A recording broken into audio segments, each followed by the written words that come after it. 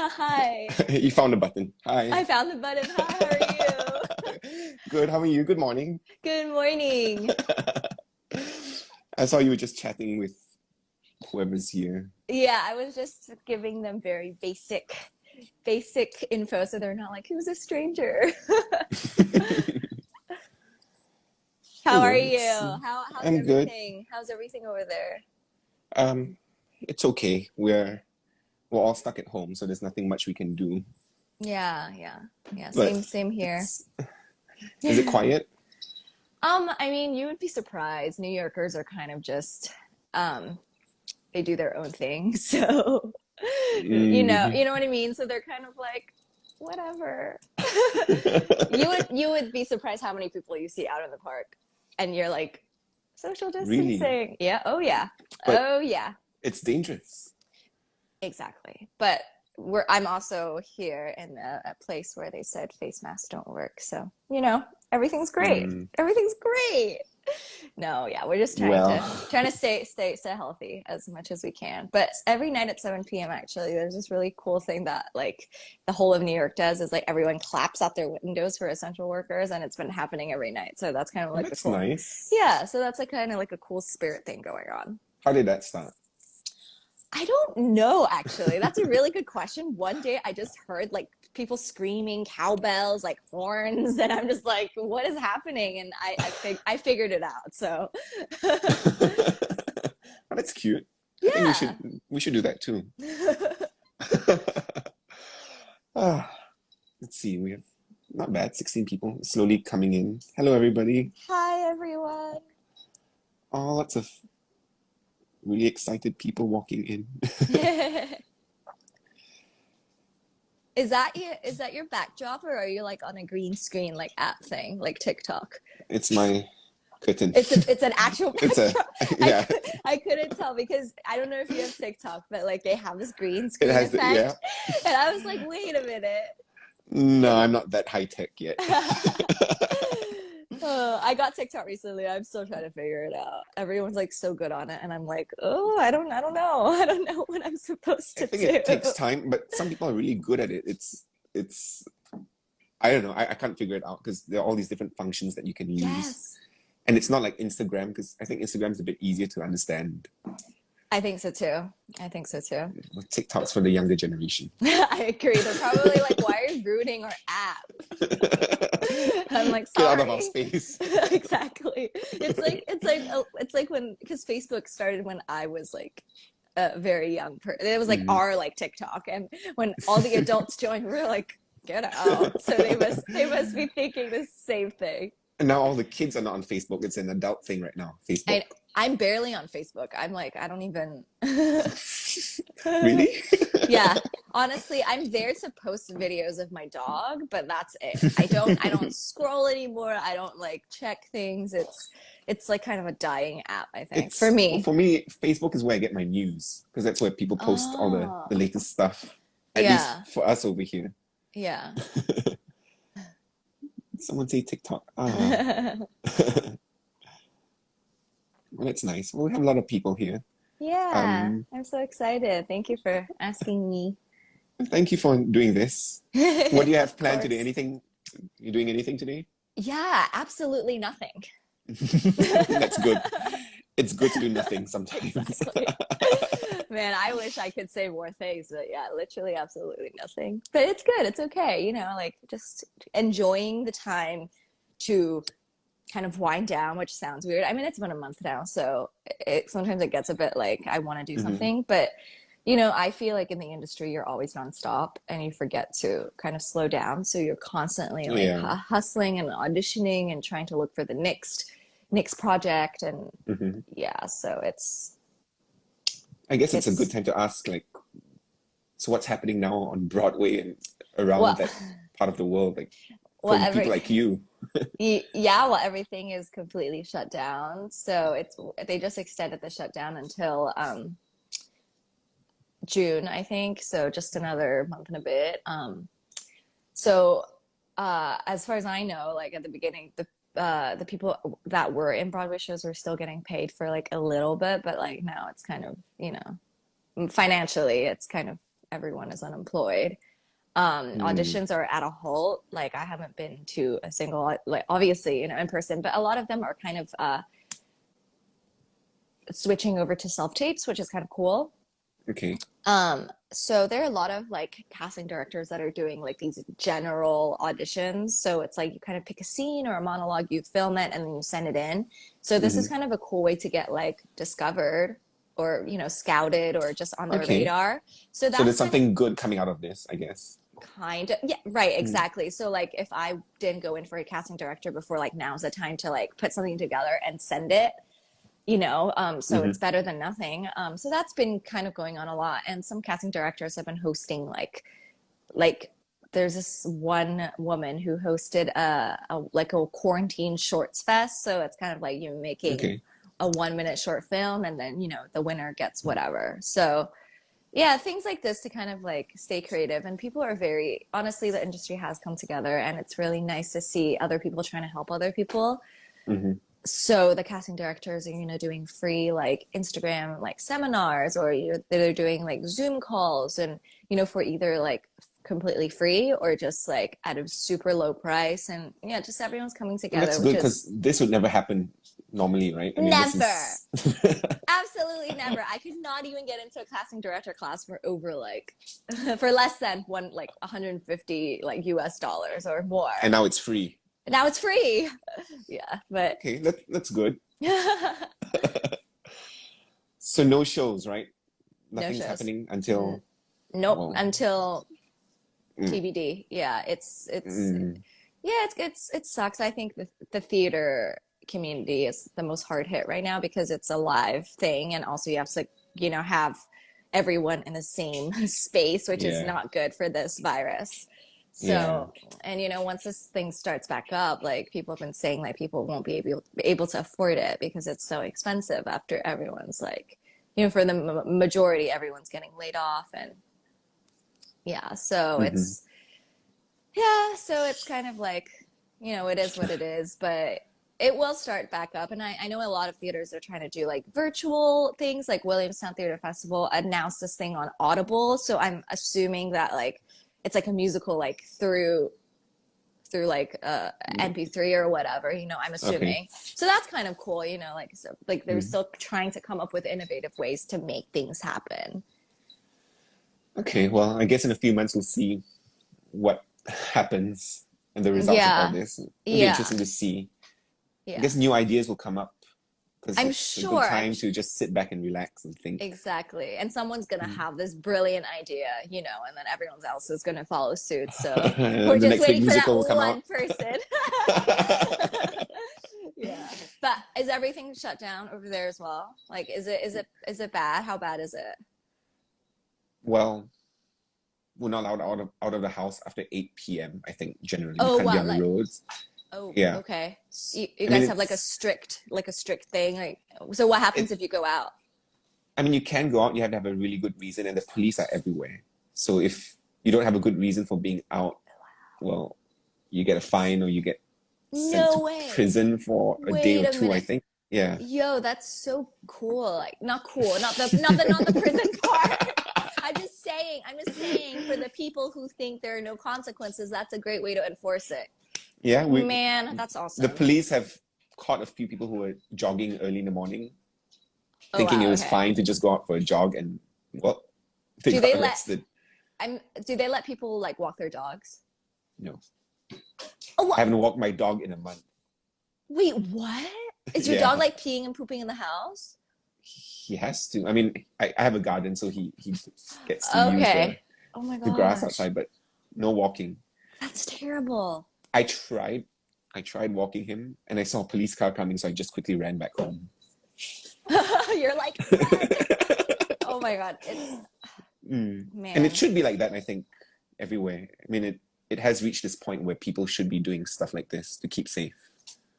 Yeah, I mean, I totally get it. Like, I think it's a smart way to enforce that, but man, I have to walk my dog. I don't have a garden, so like if he like pees or poops, like I have all like these like old wooden floors where it's like all the liquid just like gets soaked in.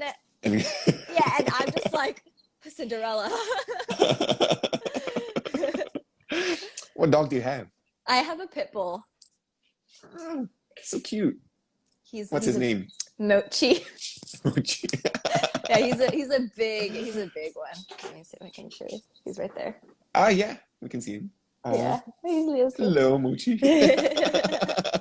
He's so funny. He was like smiling yesterday. So pit bulls like smile a lot. I don't know. They're so weird. They're such weird, goofy dogs. And I was like, hey, tell us a joke. And he's like, it's so funny. I'll send it to you on WhatsApp later. Okay. That's so cute.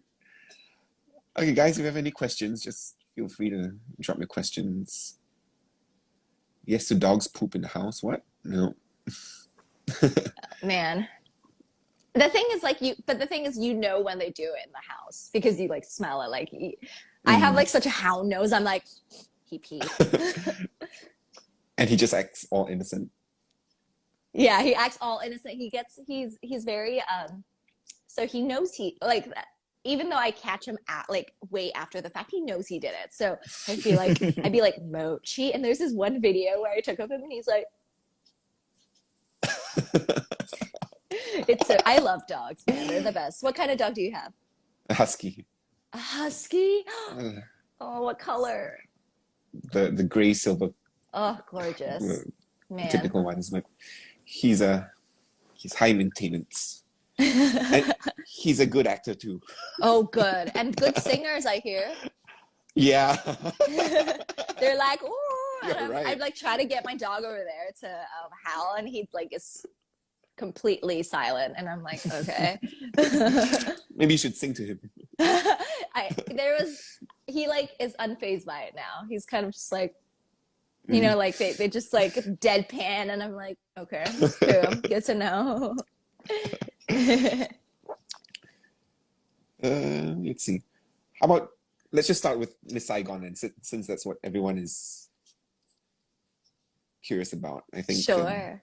Let's talk about that because I've been asked to ask you, how did that happen? Like, how did it happen? Yeah, like what was your journey? Yeah. So I guess like I went to a BFA musical theater program in the States. I went to Point Park University, and I graduated. And at that time, I did showcase, which a lot of the programs usually have at the end of the year, so like they can kind of get their fresh grads out there. And I got an agent through that. Wow. So this was a very like typical way of like, you know, he gave me a dance appointment, and then I kind of showed up, and then after that, like I got a call back for a singing thing. And at that time I was still being considered for Kim, but like I'm not a Kim, like, and that's okay. But I'm totally not a Kim. So I was just like going in like shaking. I was like, oh, okay, I'm gonna crack because Kim sings really high, and I did crack. So after I left the room, I was like, man, well, I blew that, you know. But then like a few days later, they were like, final callback. I was like, oh. What? So I went back, and this is the third callback. Wow. And my process compared to other people like who were also in the show was like relatively short. But like other people showed up one day and booked it after one day of auditions. And then like my other friend who was the alternate went in like 10 times or 8 times. So it's very different. It's yeah, very different for everyone. But yeah, my story's kind of like quote unquote. Did you like, expect it? No, Okay. absolutely not. Because so I forgot about this part. Because the final audition, we did dancing first, and then we sang, and then they kept some girls to dance again. And before the final dance part, they let me go. So they're like, we don't need to see anything from you anymore. And usually like that is honestly like typically a no. Okay. So I was like, okay, well, I got cut, which is fine. You know, like I was also just so happy to be at a final callback, you know, and I was so excited. Yeah, but then like 4 days later, I got a call, and I was like, huh? you mean. I was like, this is a prank. Yeah, so that's kind of how it happened. Like, it was kind of simple. But I guess the weird thing was that at that time, I was actually not going to go to the first invited audition because I'm not really a dancer first. And, you know, like, I'm one of those people who's kind of like dance calls kind of, you know, not freak me out, but I just didn't want to, you know, put that foot forward first. Okay. In case anything happened, you know. But, you know, like, it turned out, you know, better than it in my head.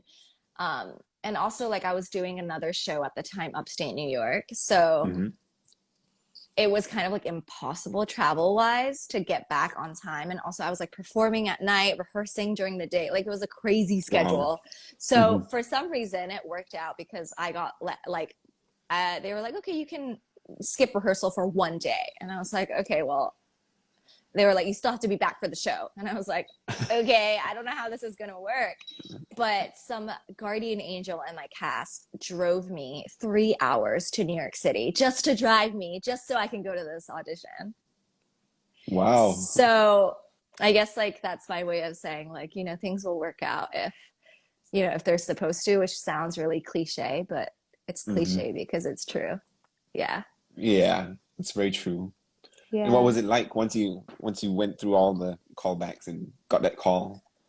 What was it like? It was kind of like unreal. I kept having, I didn't really tell like a lot of people because I was scared of like jinxing it, because you hear about so many actors like booking a show and then their offer gets revoked. Like, that really happens, you know, and it's not, really? Okay. Yeah, it doesn't mean that they're bad or not talented or not good. It's just sometimes they change like their direction that they're going in, and anything can happen all the time. So I was scared that, you know, it was like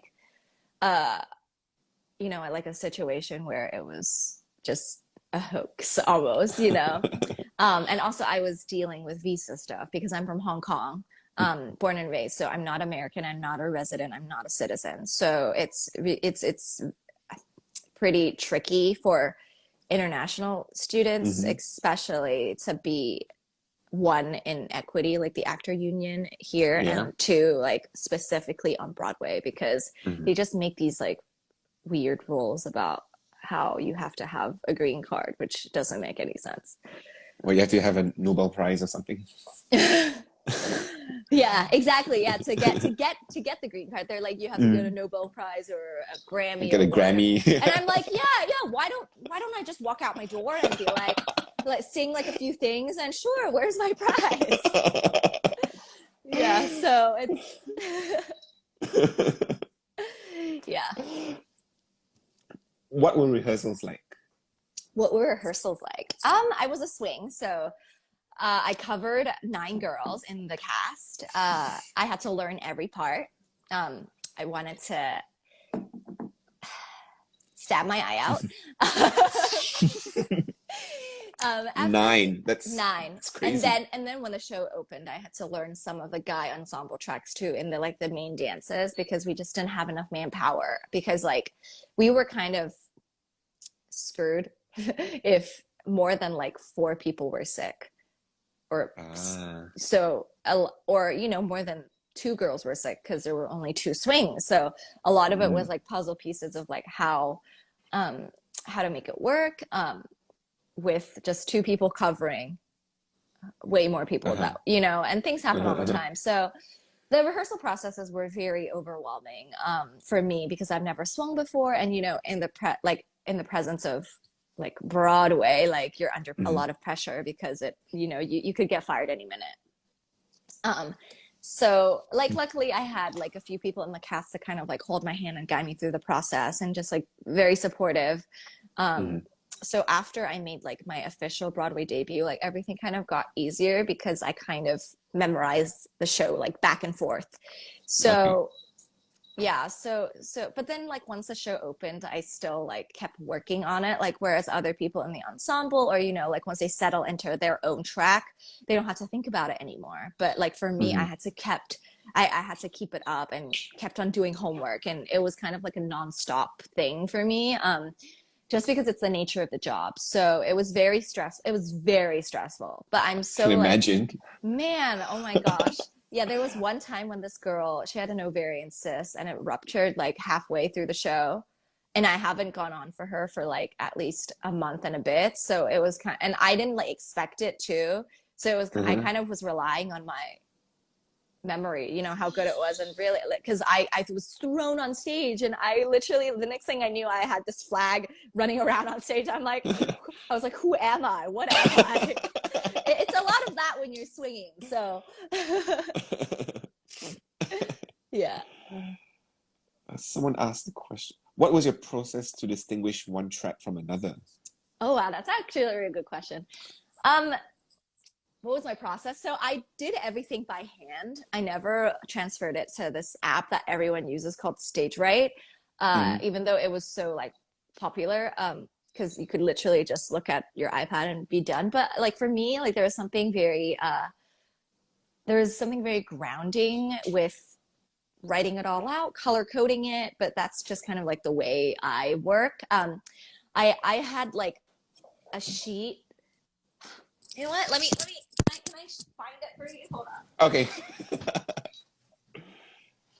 Wait, Celine's saying there's this Q&A function.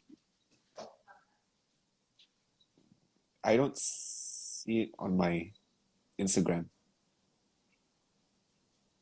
Celine, how do you do this Q&A function? It's next to comments. Sorry, just kind of left. I'm like, bye. We're still here. Okay, I don't know if it's still on my laptop or on my hard drive, but I had these. Let me see. Great, now my laptop's freezing. Okay. They gave us these like sheets to kind of distinguish the set, like outlines, and then I would just like draw numbers or initials for everyone and like kind of like dot out like where they move to. And being a swing is hard because you have to get really specific. So for Saigon, it was kind of a show that was a little more relaxed with things because there's a lot of improv with like a lot of like standing around and like, you know, kind of like being like it's not like choreography. Okay. But you have to, as a swing, you have to think of it like choreography, because you know, if you move a little later, a little earlier, you're going to bump into someone, you're going to hurt someone, and then, you know, like it's a lot of like safety issues. Yeah, so after like the little charts, I kind of made like a whole Word document for like literally every single person that I covered, and it would be like on this lyric, one of us will be Miss Saigon. Talk to Kim, and then move downstage of person B up, and then it's very specific things where it's like you have to literally become the person, and so it was a lot of that. And I'm trying to find. I thought I still had the actual like my folder, but I moved apartments and I have no idea where it is. But yeah, that's kind of my process. It's different for every person. Like this other girl, she just kind of wrote cue cards. And that was it. And I was like, good for you. And my binder, I was like, you're a nerdy like girl at school. I was like, what do you need today? Yeah, so hold on. Wow, 9 tracks. 9 tracks, yeah. And then another thing with being a swing is you have to know like when to change the wig and like the costumes, because there's an order. So sometimes you go to the wig room first before you change the costume, or vice versa. And if you get that wrong, like you mess everyone else's thing up. Yeah. So it's intense, I would say. It's crazy how you have to remember all 9 tracks.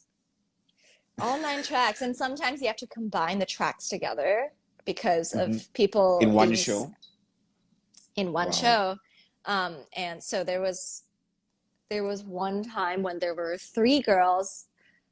Like for those familiar with the show at the beginning, there were 5 girls who are like on the table for like this and then it kind of like pops up. So there were 3 girls missing, on the tables, but there were only 2 of us to technically do the solo, because you can't have another person from the ensemble do the solo because that's not part of their contract. So it has to be the swings. So I popped up for one solo, went back down, popped up for another solo, and then like there was this like weird traffic where like this other girl had to like go through twice. Like it felt crazy. Like I felt like I was on some kind of drug. I don't know. It's wild. Yeah, I'm sorry. I can't find this right now, but it's there somewhere. Yeah. Yeah. Wow. I hope I answered your question.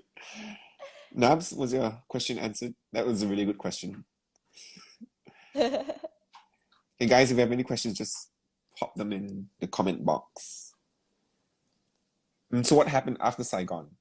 What happened after Saigon? I actually, real talk, I fell into a huge depression. Because it kind of went from like the highest of highs to like not lowest of lows, but like completely unemployed. You know what I mean? And you start having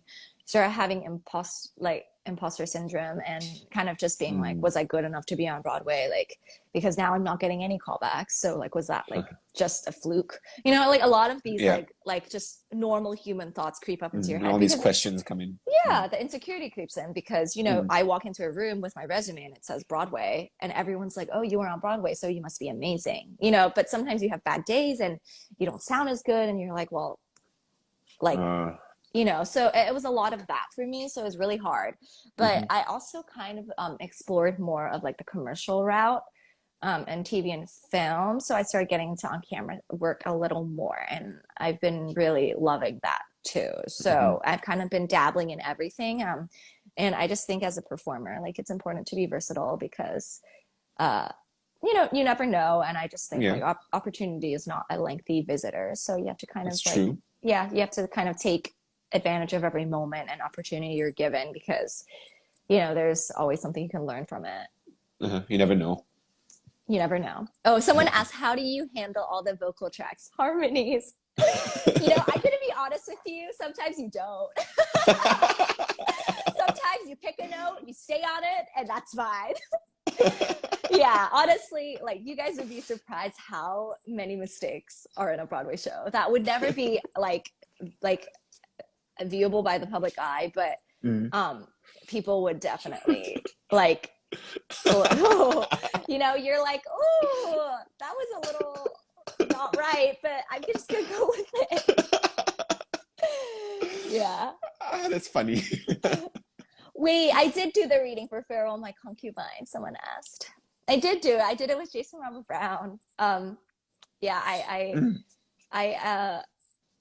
like, I have no words. It was really crazy to be working with him. I was very starstruck.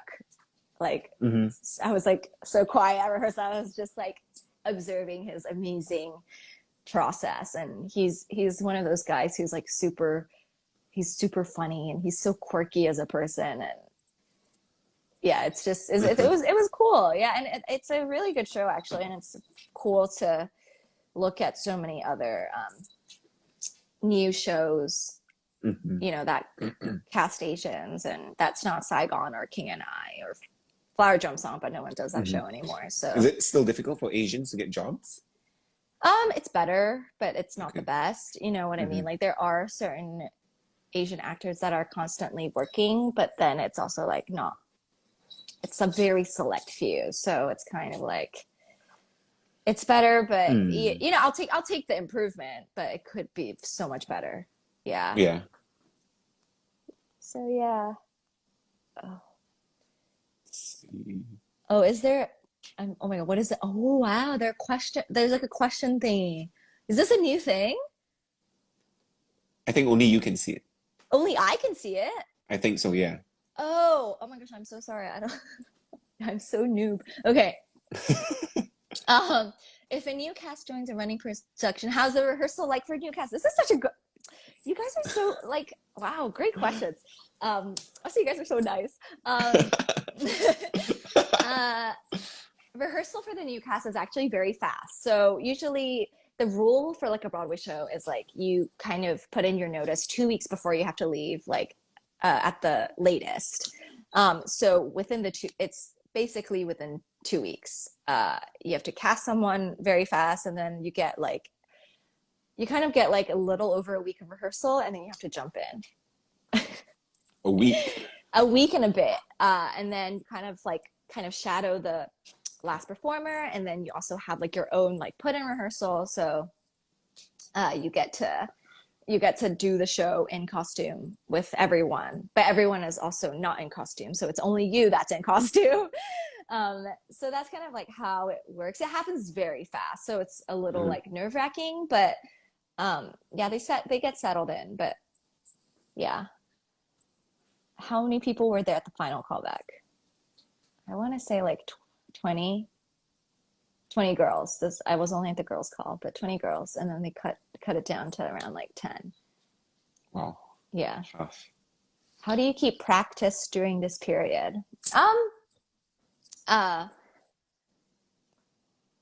been lazy, not gonna lie. At first I was like, should I tell them something very inspirational? No, I'm just gonna be honest. I've been very lazy because I've been taking this time to just kind of refocus my energy and like within, because you don't take time for yourself when everything is up and running. You literally, you're so busy chasing the next thing that you're always on 100. So this time I've really just kind of been relaxing.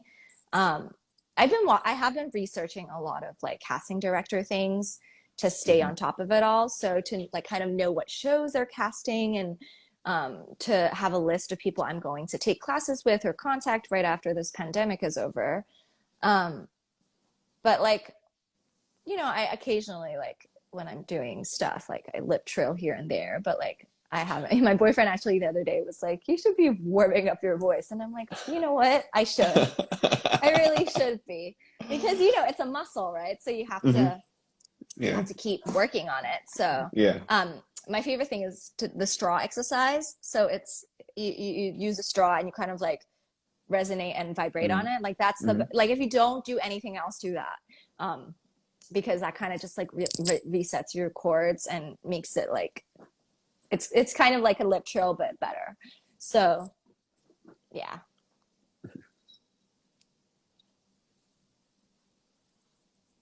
I'm trying to read all these comments.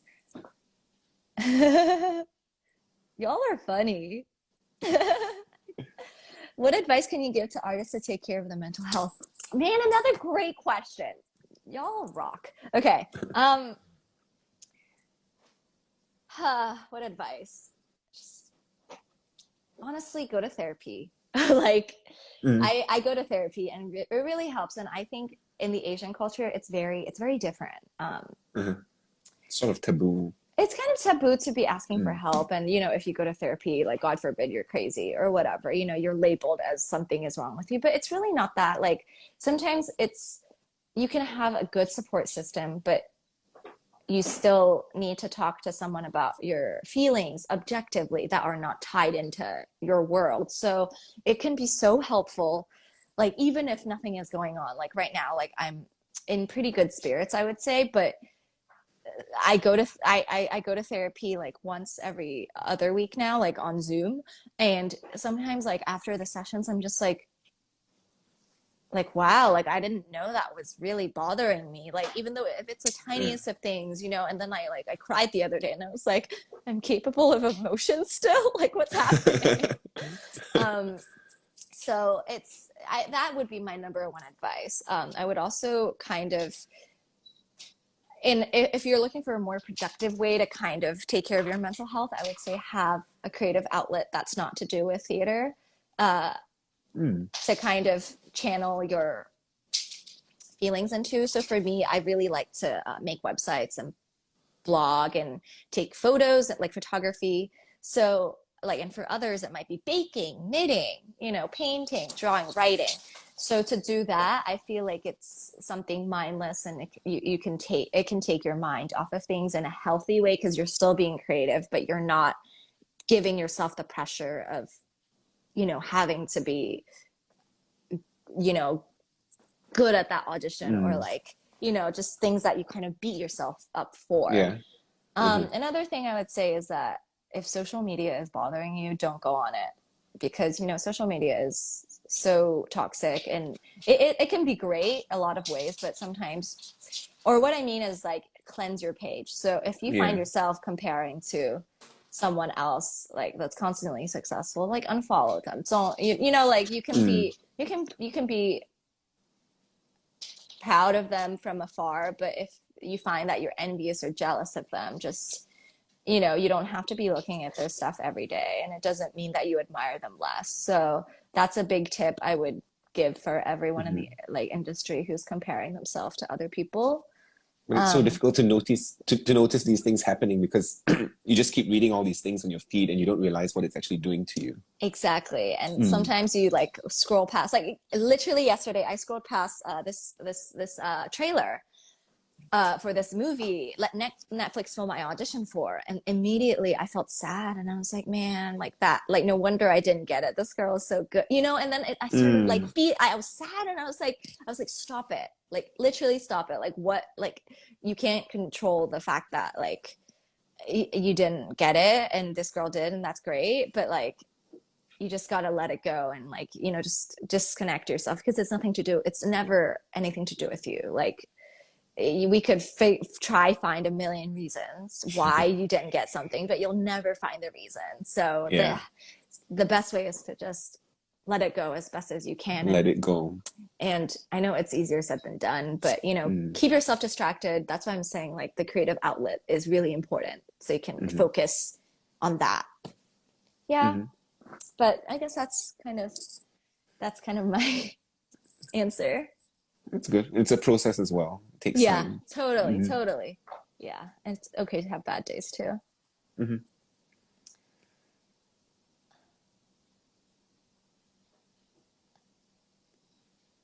Oh my God.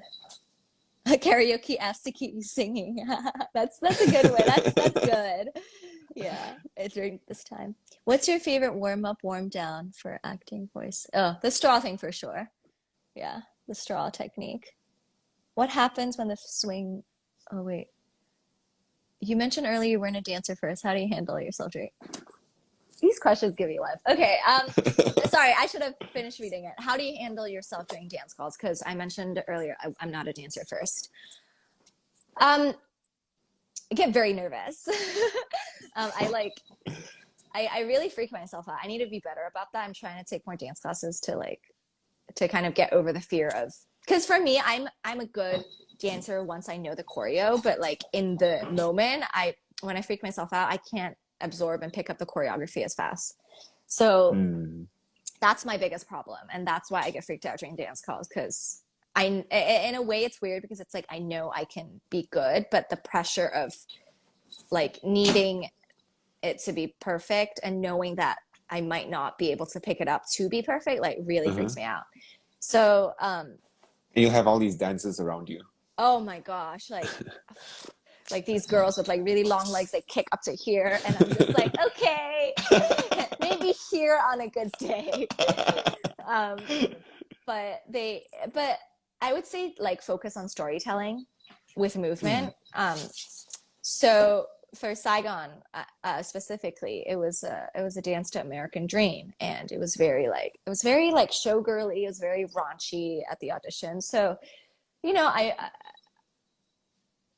I kind of focused more on like different tactics for each movement. Like this tactic, I'm going to seduce. This tactic, I'm going to, push away or whatever. Like I had a very clear story in my mind about what I wanted to do, and like what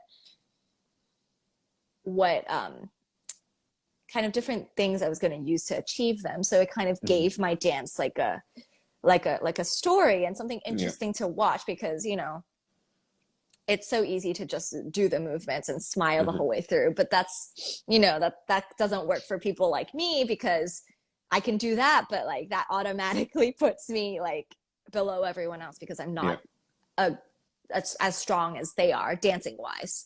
So during a dance call, you actually have all that going through your mind? Yeah, literally. Like sometimes they teach you and they're like, okay, so I want you to like push, and then like I don't know, something like that. So literally, like it's so easy to just be like push pretty and then like pretty, you know.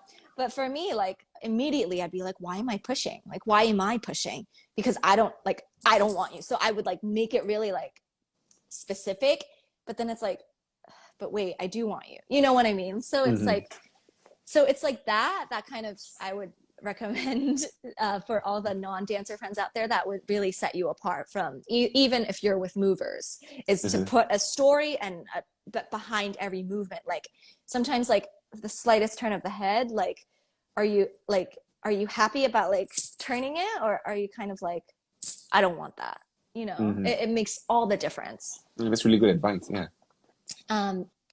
What happens when the swing falls sick or has an emergency situation? Honestly, swings are the heroes of the show. So even when you're sick, you got to go on. Honestly, like I was so sick one day and I still had to go on. Like that's kind of the way it is, because it kind of falls on the swing's shoulders. But in the case where like there is not enough manpower to cover because only one swing of it is available, like they kind of work around it. Like they cut tracks, they cut moments, they have another ensemble member do a certain part, but after that they would have to pay the ensemble member to be understudying the part forever. So they have to get like a pay bump, you know. So it's kind of like they try to avoid that because it's more money on the company's part. But the show does go on, and sometimes you see a show that's not even close to the complete show, but it happens because you know, the show must go on. It's live theater. Yeah. Which one do you like more, behind the camera or on stage? Why? They're so different. They're so different. I think I'm just going to leave the quote, like theater makes you good, film makes you rich, and TV makes you famous. So that's I read that and I was like, that's so true. So it's very different. I do love doing commercial work because I just enjoy like the shoot process, and it's like a one-day thing. It's done, you know, it's easy. It's you get to meet really like fun people like along the way. Theater is kind of more like a commitment, like a long-term relationship, you know. Commercials are like a one-night stand, I would say. Yeah. So it's you know, I feel like everyone's gonna love theater, but sometimes the theater industry proves to be so difficult and brutal because it's just so much more competitive in a weird way, because there are only so many Broadway shows that you could be in, you know. But with TV and film, like there's always indie films, there's like pilots, there's web series, you know, there's a lot more variety. Yeah. So yeah, but I honestly could not really choose which I would pick, because they're all so great, you know. I just love being creative. Like that's the end of it, you know. Yeah. Okay. Yeah, these are really great questions. What's the most memorable experience versus reality you had on Broadway or your career in general? Expectation. It's most expectation versus reality. Honestly, everything I expected. It was everything I expected, and honestly more. But the reality of the situation is kind of like, not to make it like sound, I don't mean it in a bad way, but like, or like an ungrateful way, but like at the end of the day, like Broadway is just a job. So what I mean by this is like, it's a dream, but it's a job. So what I mean by this is that no matter if you're doing Broadway show or a regional show or a community theater show or a school show, you still put the same amount of integrity and hard work into creating your character. You still spend as many hours practicing your part. You still try and, you know, give your heart and soul into it. And I guess that's like what I mean is like, your integrity is the same. Yeah. Wow. Yeah. Are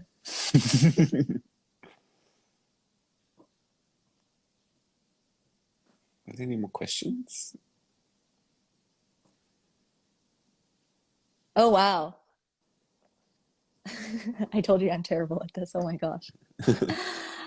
Ha. Uh, how did you memorize 9 parts in such a short time?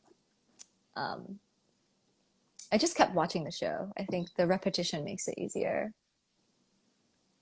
Uh, Is there any time when you don't have to be in the show? I mean, like a day when you to get a day off or something? yeah, it's 1 day a week for everyone, but for swing, Okay. sometimes you get like a week off, sometimes you get a month off, and then the longer you go without going on, like something like stressful is gonna happen. Hmm. Because it's like if everyone's healthy for a month and then suddenly one person gets sick, everyone's gonna get sick. Okay. Yeah. That's not good. Yeah, not good at all, but it's the nature of the job. Yeah. Was it a dog eat dog world in Miss Saigon, or was the atmosphere all unicorns and rainbows? um it was honestly all unicorns and rainbows, because there's something very special about being with a majority of the Asian cast. I think it's just Hmm. there's such a sense of family and unity, and I think it comes with how we were all raised, and like how family is so important to a lot of us. Um, so I would say it was mainly that. As a performer, which writer's work challenges you and how? Ah, honestly, like as a performer, I've done Sondheim shows, and Sondheim really challenges me. Mm. It's very brilliantly difficult. It's very precise. It's precise. You Yeah. got to get all the, because every rhythm has a meaning, every break or whatever. So Mhm. each rest means something. You got to overthink everything. So, but it's a good challenge. Don, what's your favorite show? It keeps changing every day. Okay, what I is don't it know. today? Um, Oh, Evan Hansen. Did I you think see it's a good it? show. Yeah, it's a good show. The bootleg. The bootleg. It's the Okay. closest thing we have, but I think it's a good show. Yeah. I mean, Miss Saigon is a good one. Um, I don't know. I like anything with a good story. Yeah. I'm the same Hmm. way. Are you more of like Hmm. a dramatic? Like a, yeah, same. Yeah, I like things yeah, that make me cry. yeah. Yeah. Sometimes stuff are good. It's just that sometimes I have to think too much and I get a bit too tired too quickly. True. Someone asked if I had the opportunity, would I swing again? Only for very, very limited shows. I don't really think swinging is like a thing I would love to go into all the time, because I just like it's too stressful for me. But only maybe for Wicked I would. Jagged Little Pill. Have you seen it? No, I haven't. Yeah, but I've heard great things about it. I saw a video and it seemed great, like super innovative. What's a good show that you've seen lately?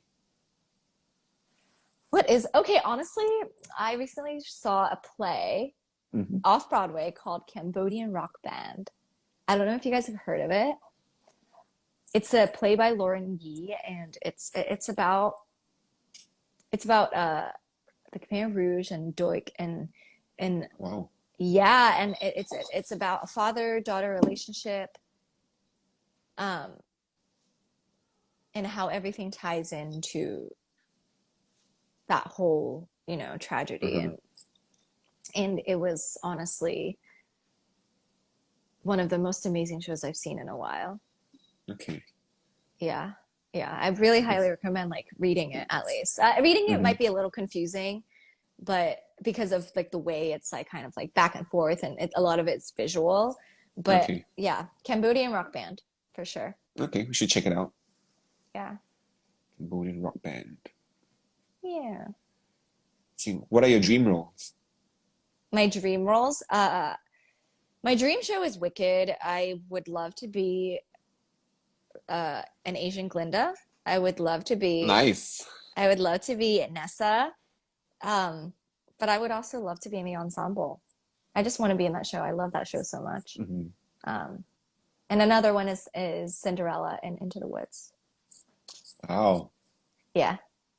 Oh, yeah. 3 very different shows. Nice. Yeah. I love I'm a soprano, so I love like utilizing that like golden age sound because I feel like it's a dying sound right now on Broadway. Yeah, a lot of it the tone is changing. Yeah. The tone is changing. I'm sure it'll change back at some point, but for now, why do you think it's changing?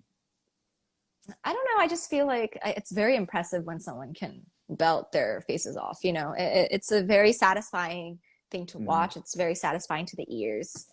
You know, but it's not something I can do. But like you said, I think it will come back, right? I mean, I think it'll come back. That legit sound. Yeah, for sure. Yeah. But we'll see. I mean, yeah. Hopefully. Yeah, hopefully, for sure. Let's see. Any other questions?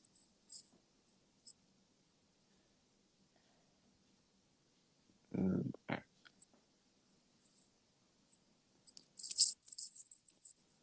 think we have like 10 more minutes before Instagram kicks us out. Cool.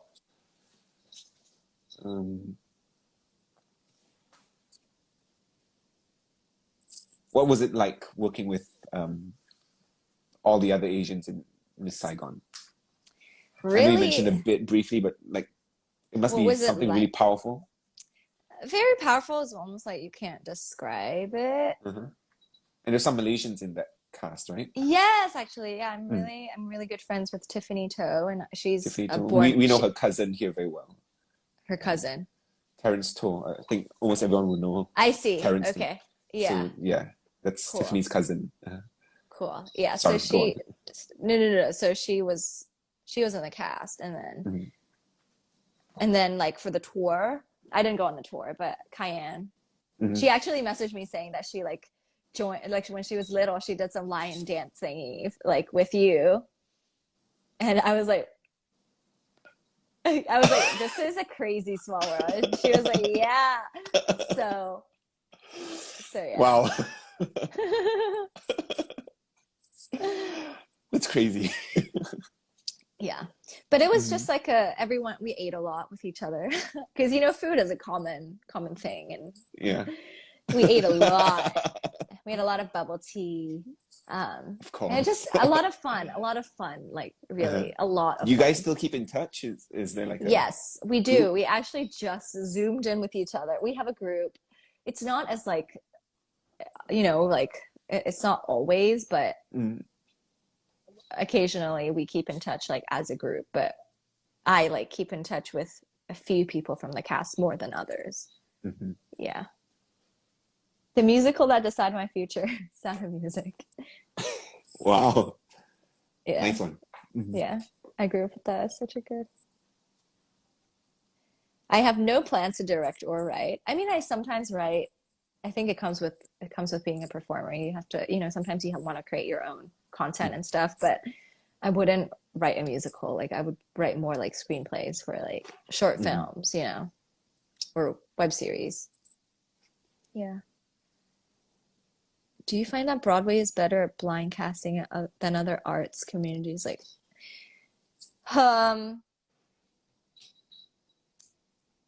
that's a hard question because I want to say it's not better, but it's also because the opportunities are not as much. So there's like 20 shows on Broadway, but you know, for TV shows, there's easily like 100 at any given time. So yeah, I don't really. It's a tough question. That is a tough question. It's not. Like I have gone in for a lot of like princesses, you know, and there have been Asian princesses in a lot of things recently. Yeah, but I feel like there always could be a lot more. Like it's just not enough in my opinion. Yeah. But it's changing. Change is good. It takes time. That's good. Yeah. Oh, that made you decide to do musical theater. Yeah, Sound of Music made me decide to do musicals as a career. Literally, like I love that. I love How our did that musicals. happen? Was that They a long came time ago? a long time ago. They came through. Well, that's a musical I watched. That was like, yeah, I definitely want to do it. They came through as like a tour because a lot of like the Uh-huh. UK tours, the US tours. So when I was younger, they came through as a tour. But I was in Joseph and the Amazing Technicolor Dreamcoat when I was younger. So like that was the first show I was in that made me Uh-huh. decide to go into this career. But Sound of Music was like the thing I watched. Yeah. Uh-huh. When you audition as non-acted, you line up for God knows. I did. When you're non-equity and not in the actors union, you have to line up at an inhumane time. So I got there a lot of the times at 5 a.m. To line up and then not be seen. It's really brutal. Like the system needs changing. I don't know how to change the system, but there are a lot of like discrepancies that are not okay and things that I wish I could change. Hopefully it's changing. Hopefully it's changing. It's hard, it's already competitive, and with the union stuff, it's kind of like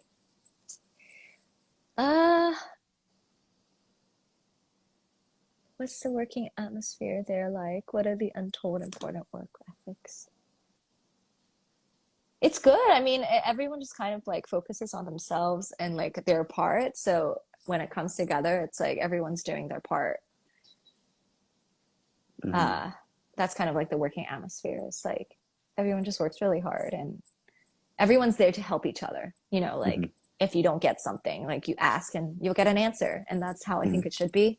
Yeah. Yeah.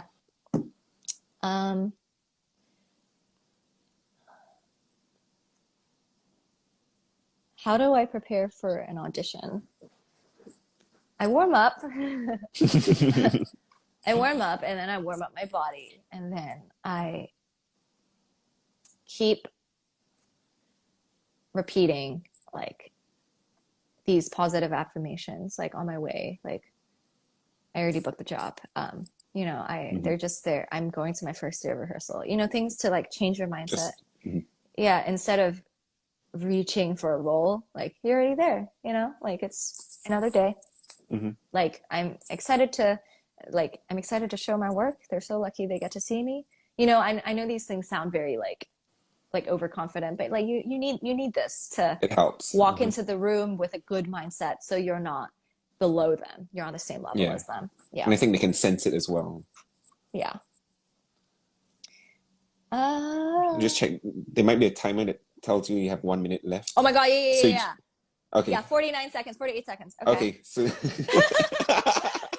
yeah. Thank you so much guys for joining. And it's honestly, Dom, thank you so much for asking me. And you guys are awesome. Thank you for doing this. Of course. Yeah. Find me on Instagram. I'm very active on the DMs. So if you guys ever have any questions, let me know. Happy to help with anything you have questions with. Yeah. Yeah. Thank you. This has been very helpful and very inspiring. Thanks, Dom. And it's so lovely to talk to you and chat with you. Yeah. We'll keep in touch on WhatsApp again. Absolutely. In a bit. Yeah. Okay. Okay. Bye, guys. Bye. Thank you. Bye. Have a good night. Thank you for tuning in. Thank you.